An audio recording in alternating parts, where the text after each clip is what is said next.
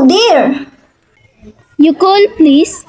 Operator, I've been dialing Mori Hill 40098 now for the last 3/4 of an hour. And the line is always busy, but I don't see how it could be busy that long. Will you try it for me, please? Mori Hill 40098. One moment, please. I don't see how it could be busy all the time. It's my husband's office. He's working late tonight, and I'm all alone here in the house. My health is very poor, and I've been feeling so nervous all today. Ringing Mori Hill 40098.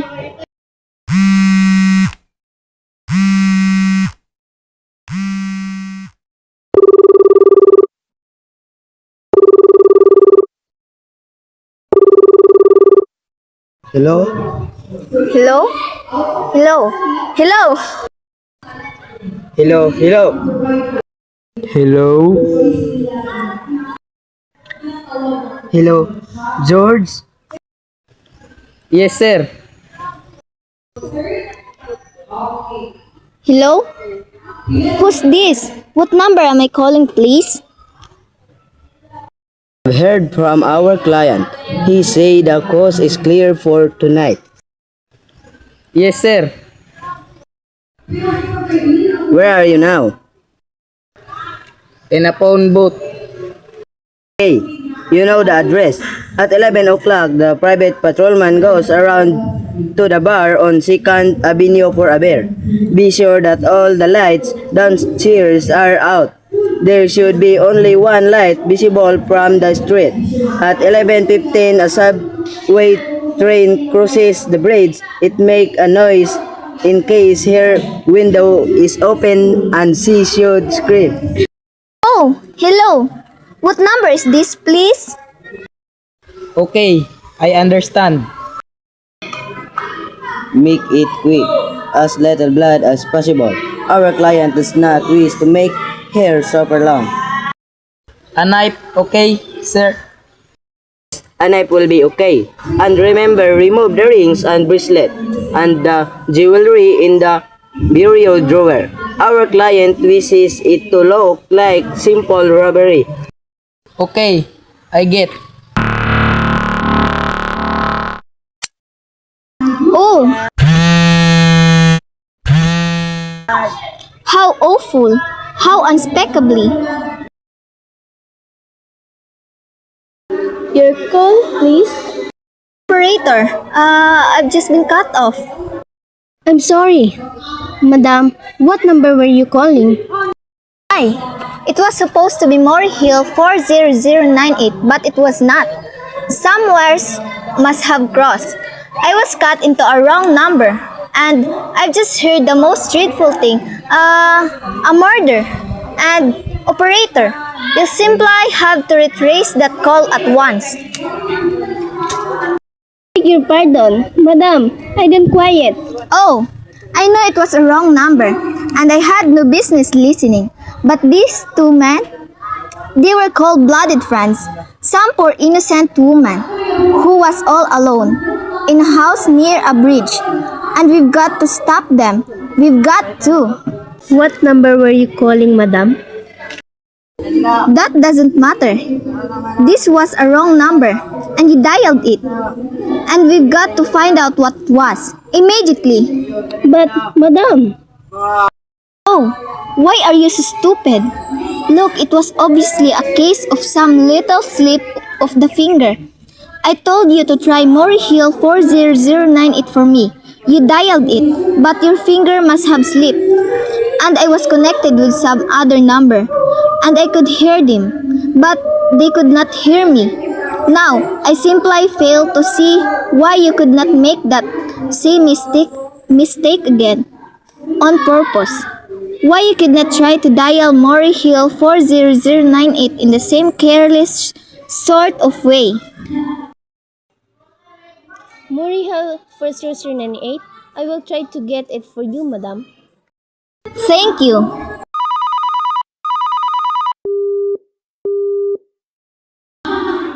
I'm sorry. Mori Hill 40098 is busy. Operator! Yes, madam. You did not try to get that wrong number at all. I asked explicitly, and all you did was dial correctly. I am sorry. What number were you calling? Can't you force once? Forget what number I was calling and do something specific.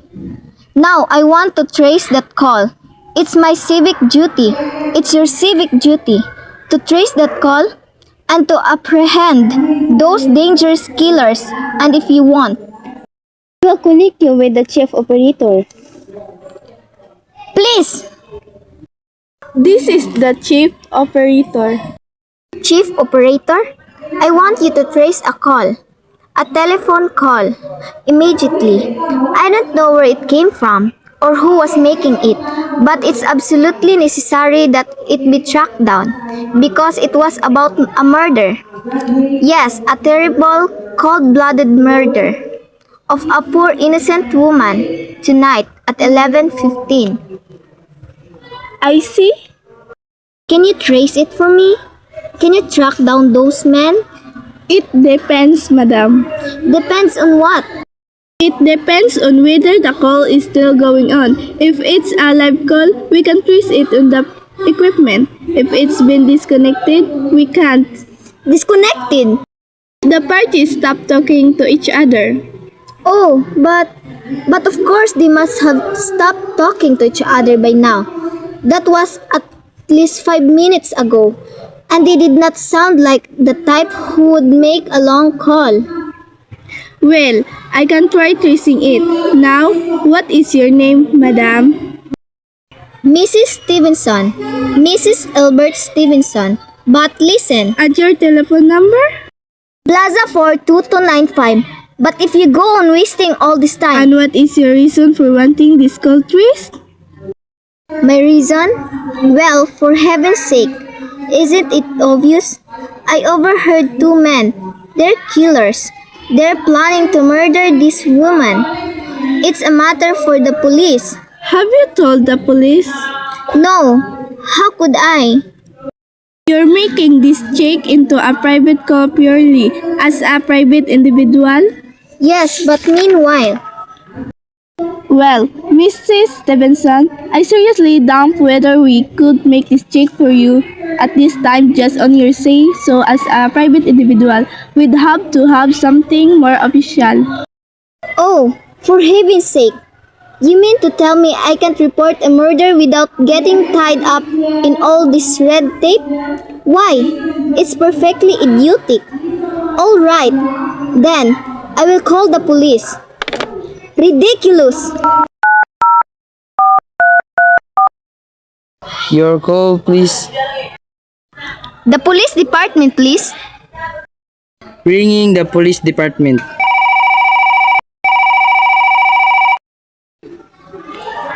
Police Department, present 43, Duffy speaking. Police department? Oh, this is Mrs. Stevenson. Mrs. Albert Smythe Stevenson of 52 North Sutton Place. I'm calling to report a murder. Eh? I mean, the murder has not been committed yet. I just overheard plans for it over the telephone. Over wrong number that the operator gave me. I've been trying to trace down the call myself, but everybody is so stupid, and I guess in the end you're the only people who could do anything. Yes, ma'am. It was a perfectly definite murder. I heard their plans distinctly. Two men were talking, and they were going to murder some woman at 11:15 tonight. She lived in a house near a bridge. Yes, ma'am. And there was a private patrolman on the street. He was going to go around for a beer on a Second Avenue. And there was some third man, a client who was paying to have this poor woman murdered. They were going to take her rings and bracelets and use a knife. Well, it's unnerved me dreadfully, and I'm not well. I see. When was all this, ma'am? About 8 minutes ago. Oh, then you can do something? You do understand? And what is your name, ma'am?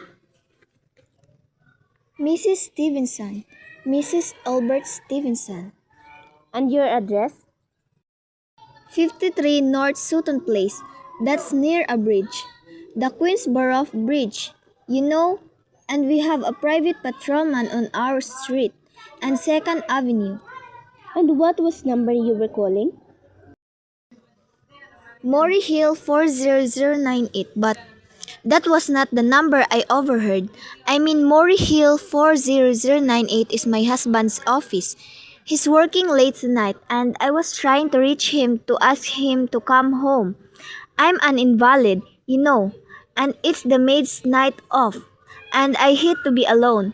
Even though he says I'm perfectly safe as long as I have the telephone right beside my bed. Well, we look into it, Mrs. Stevenson, and see if we can check it with the telephone company. But the telephone company said they could not check the call if the parties had stopped talking. I've taken care of that. Oh, yes? Personally, I feel you ought to do something far more immediate and drastic than just check the call. What good does checking the call do if they've stopped talking? By the same you track it down, they'll already have committed the murder. Well, take care of it, lady. Don't worry. I'd see the whole thing calls for a search. A complete and thorough search of a whole city. I'm very near a bridge, and I'm not far from 2nd Avenue. And I know I'd feel a whole lot better if you sent a radio car to this neighborhood at once. And what make you think the murders going to be committed in your neighborhood, ma'am? Oh, I don't know. This coincidence is so horrible. 2nd Avenue, the patrolman, the bridge. 2nd Avenue is a long street, ma'am. And do you happen to know how many bridges there are in the city of New York alone? Not to mention Brooklyn, Staten Island, Queens, and the Bronx. And how some little 2nd Avenue you've never heard about? How do you know they were even talking about New York at all? But I heard the call on the New York dialing system. How do you know it was not a long distance call you overheard? Telephone are funny things. Look, lady, why don't you look at it this way? Supposing you had not broken in on that telephone call, supposing you'd got your husband the way you always do, would this murder have made any difference to you then? I suppose not, but it's so inhuman, so cold-blooded. A lot of murders are committed in the city every day. Ma'am, if we could do something to stop them, we would. But a clue of this kind, that's so vague, isn't much more use to us than no clue at all. But surely, Unless, of course, you have some reason for thinking this call is phony, and that someone may be planning to murder you. me? Oh, no, I hardly think so. Why should anybody? I'm alone all day and night. I see nobody except my maid Eloise. She's a big 200-pounder. She's too lazy to bring up my breakfast tray. And the only other person is my husband Albert. He's crazy about me, adores me, waits on me hand and foot. He's scarcely left my side since I took sick 12 years ago. Well, then there's nothing for you to worry about, is there? And now, if we'll just leave the rest to us. But what will you do? It's so late. It's nearly 11 o'clock. Well, take care of it, lady. Will you broadcast it all over the city and send out squads and warn your radio cars to watch out, especially in suspicious neighborhoods like mine? Lady, I said we'd take care of it. Just now, I've got a couple of other matters here on my desk that required my immediate. Oh, idiot! Now, why did I do that? Now he'll think I am a fool. Oh, why does not Albert come home? Why does not he? Your call, please. Operator, for heaven's sake, will you ring that Mori Hill 40098 again? I can't think what's keeping him so long. Ringing Morihel 40098. The line is busy, shall I? I can't hear it. You don't have to tell me. I know it's busy. If I could only get out of this bed for a little while. If I could get a breath of fresh air. Or just lean out the window and see the street. Hello, Albert? Hello, hello, hello. Oh, what's the matter with this phone? Hello, hello. Hello, hello. Oh, for heaven's sake. Who is this? Hello, hello, hello. Your call, please. Hello, operator.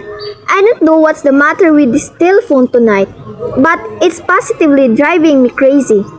I've never seen such inefficient, miserable service. Now, look, I'm an invalid, and I'm very nervous, and I'm not supposed to be annoyed. But if this keeps on much longer, What seems to be the trouble, madam? well, everything's wrong. The whole world could be murdered for all you people care. And now, my phone keeps ringing. Yes, madam. Ringing and ringing and ringing every 5 seconds or so. And when I pick it up, there's no one there. I'm sorry, madam. If you will hang up, I will test it for you. I don't want you to test it for me. I want you to put through that call, whatever it is, at once. I am afraid that is not possible, madam. Not possible? And why? May I ask? The system is automatic, madam. If someone is trying to dial your number, there is no way to check whether the call is coming through the system or not, unless the person who is trying to reach you complains to this particular operator. Well, of all the stupid, complicated, and meanwhile, I've got to sit here in my bed, suffering every time that phone rings, imagining everything. I will try to check it for you, madam. Check it! Check it! That's all anybody can do. Of all the stupid, idiotic. Hello? Hello? Stop ringing. Do you hear me? Answer me. What do you want? Do you realize you're driving me crazy? Stark, staring. Hello, is this Plaza 42295? Yes, yes. This is Plaza 42295. This is Western Union. I have telegram here for Mrs. Albert Stevenson. Is there anyone there to receive the message? I am Mrs. Stevenson. The telegram is as follow. Mr. Albert Stevenson, 53 North Sutton Place, New York, New York. Darling, terribly sorry. Tried to get you for last hour, but line busy. Leaving for Boston, 11 p.m. tonight on urgent business. Back tomorrow afternoon. Keep happy. Love, signed Albert. Oh no! That is all, madam. Do you wish us to deliver a copy of the message? No, no. Thank you. Thank you, madam. Good night. Good night. No, no, it is not true. He could not do it.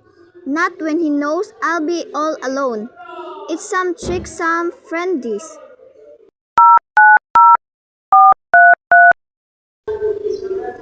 You call, please. Operator, try the Mori Hill 40098 number for me just once more, please. Ringing Mori Hill 40098.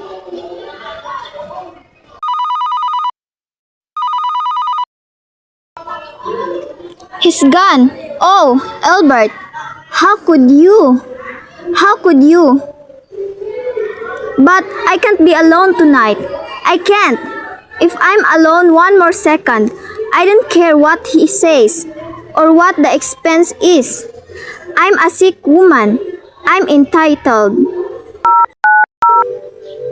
This is information.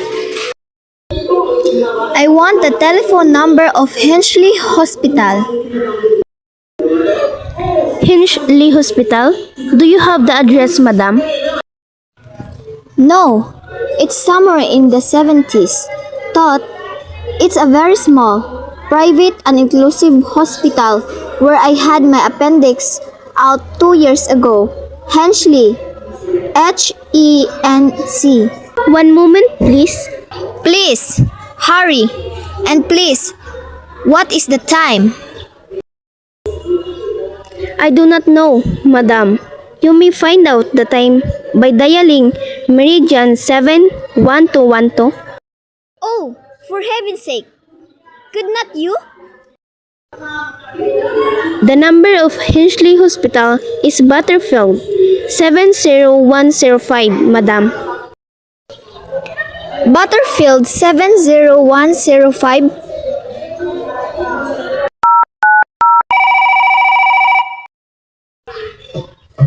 Hinchley Hospital, good evening. Nurses Registry. Who was it you wish to speak to, please? I want the nurses registry at once. I want a trained nurse. I want to hire her immediately for the night. I see. And what is the nature of that case, madam? Nerves. I'm very nervous. I need soothing and companionship. My husband is away and I'm. Have you been recommended to us by any doctor in particular, madam? No, but I really don't see why all this catechizing is necessary. I want a trained nurse. I was a patient in your hospital 2 years ago, and after all, I do expect to pay this person. I understand that, madam, but registered nurses are very scarce just now, and our superintendent has asked us to send people out only case where the physician in charge feel it absolutely necessary. Well, it is absolutely necessary. I am a sick woman. I am very upset. Very. I'm alone in this house and I am invalid. And tonight I overheard a telephone conversation that upset me dreadfully about a murder. A poor woman who was going to be murdered at 11:15 tonight. In fact, if someone does not come at once, I'm afraid I'll go out of my mind. I see. Well, I speak to Miss Philip as soon as she come in. And what is your name, madam? Miss Phillips. And when do you expect her in? I really don't know, madam. She went out to supper at 11 o'clock. 11 o'clock? But it's not 11 yet. Oh, my clock has stopped. I thought it was running down. What time is it? Just 14 minutes past 11. What's that? What was what, madam? That clicked just now. In my own telephone? I thought someone had left the receiver of the hook of the extension phone downstairs. About this, But I did. There's someone in this house. Someone downstairs in the kitchen. And they're listening to me now. I won't pick it up. I won't let them hear me. I'll be quiet. And they'll think. But if I don't call someone now, while they're still down, there I'll be no time. You call, please? Operator, I'm in desperate trouble. I cannot hear you, madam. Please speak louder. don't dare. There's someone listening. Can you hear me now? You call, please? What number are you calling, madam? You've got to hear me. Oh, please, you've got to help me. There's someone in this house. Someone who's going to murder me. And you've got to get in touch with the... Oh, there it is. He's put it down. He's put down the extension. He's coming. He's coming upstairs. Give me the police department. The police! Ringing the police department.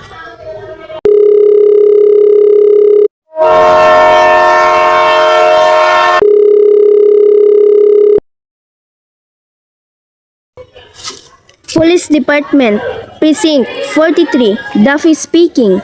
Police Department, Duffy speaking. Sorry, wrong number.